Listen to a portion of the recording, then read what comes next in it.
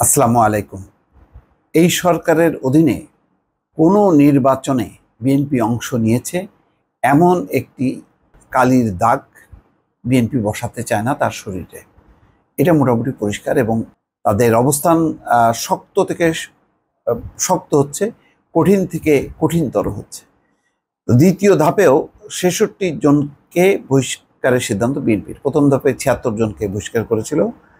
দ্বিতীয় ধাপেও দেখা যাচ্ছে যে তারা বহিষ্কার করেছে, খুব দেরি করছেন। যেমন আওয়ামী লীগের বিষয়টি ছিল যে তারা বহিষ্কার করবে, শক্ত কোনো বার্তা দেবে। আওয়ামী লীগের কার্যনির্বাহী সংসদের সভায় প্রধানমন্ত্রী শেখ হাসিনা হয়তো এরকম একটি সিদ্ধান্ত জানাবেন, কিন্তু কোনো সিদ্ধান্ত এখনো আসেনি। এখন আভ্যন্তরীণভাবে হয়েছে কিনা সেটা পরিষ্কার না, কিন্তু দৃশ্যত এখনো গতকাল বৈঠকের পর থেকে এখন পর্যন্ত কোনো সিদ্ধান্ত জানা যায়নি।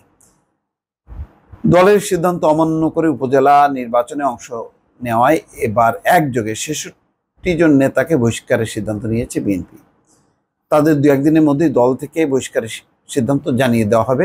দলটির একাধিক নেতা এই তথ্য জানিয়েছেন। বিএনপি এখন যে ৬৬ জনকে বহিষ্কারের সিদ্ধান্ত নিয়েছে তারা উপজেলা পরিষদের দ্বিতীয় ধাপের ভোটে রয়েছেন। দলের নির্দেশনার পরও তারা প্রার্থিতা প্রত্যাহার করেনি। এর আগে প্রথম ধাপের ভোটের প্রার্থী থাকায় দলের তৃণমূলের ৭৫ জন নেতাকে বহিষ্কার করেছে বিএনপি। দুই ধাপে বিএনপি নেতাদের বহিষ্কারের সংখ্যা দাঁড়াচ্ছে ১৪১। উপজেলা নির্বাচনের তৃতীয় ও চতুর্থ ধাপেও বিএনপি নেতাদের অনেকে প্রার্থী হওয়ার আগ্রহ প্রকাশ করেছেন। ফলে উপজেলা নির্বাচন বর্জনের অবস্থানে থাকা দলটির বহিষ্কারের সংখ্যা দীর্ঘ হতে চলেছে। যদিও বিএনপির কেন্দ্রীয় নেতারা বলছেন দলের শৃঙ্খলা ভঙ্গ করে নির্বাচনে অংশ নেওয়ার কারণে কিছু নেতা বহিষ্কার হলেও তাতে তাদের দলের কোনো ক্ষতি হবে না। দ্বিতীয় দফায় বিএনপির বহিষ্কারের তালিকায় থাকা ৬৬ জনের মধ্যে উপজেলা চেয়ারম্যান পদের প্রার্থী হয়েছেন ২৯ জন, ২০ জন নেতা ভাইস চেয়ারম্যান আর মহিলা ভাইস চেয়ারম্যান পদে ১৭ জন।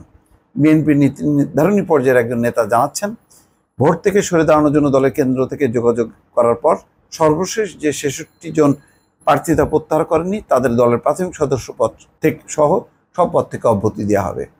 তো যাই হোক, এখন এই হার্ডলাইনে যে বিএনপির এটা রাজনৈতিক ফলাফল কতটুক ঘরে আসবে সেটা এখন দেখার বিষয়। অনেকে কেউ পক্ষ বলছেন যেটা নির্দলীয় ভিত্তিতে যেহেতু নির্বাচনের একটা রূপ দাঁড়িয়ে গেছে উপজেলায়, এবার নৌকা না থাকার কারণে এটা ওপেন রাখাই ভালো ছিল, তাহলে দলের সংগঠনের একটা তৎপরতা বাড়ত।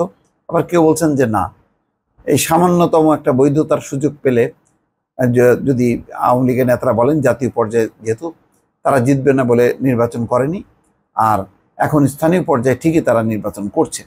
অর্থাৎ বিএনপি যেটা বলছে ওবায়দুল কাদের যে তাদের গলায় জোর কমে গেছে কিন্তু মুখের বিষ কমেনি।